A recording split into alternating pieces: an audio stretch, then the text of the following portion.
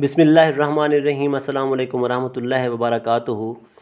مہنگائی کے اس دور میں لوگوں کے لیے روزگار بہت ہی مشکل ہو گیا ہے، اور دوائیاں لینا تو اس سے بھی بہت زیادہ مشکل ترین کام ہے، کیونکہ دوائیاں بہت زیادہ مہنگی ہو گئی ہیں۔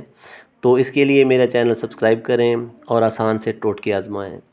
انشاءاللہ گوہانجنی کا 2 دن میں ہی خاتمہ۔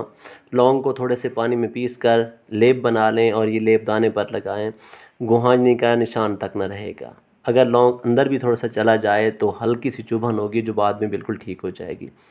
کالی مرچ، اگر گلے میں خراش رہتی ہو اور بار بار ادویات سے صرف وقتی طور پر فائدہ ہوتا ہو تو کالی مرچ کو منہ میں چبانے سے انشاءاللہ گلے میں خراش سے بہت ہی زیادہ فائدہ آپ کو ملے گا، کالی مرچ کو آپ اگر منہ میں رکھیں گے تو۔ بلغم کا جو حل ہے وہ ثابت ہلدی 20 گرام پنسار سے لے کر سفوف بنا لیں، ہلکی آنچ پر بھون کر اس کی آپ نے کیپسول بھر لینے ہیں، اور کھانا کھانے کے 1 گھنٹہ بعد 1 کیپسول صبح اور 1 شام نیم گرم پانی کے ساتھ آپ نے استعمال کرنا ہے۔ اس کو بہت ہی آسان سا ٹوٹکا ہے، انشاءاللہ بلغم ختم ہو جائے گی۔ پھر ملاقات ہوگی، اللہ حافظ۔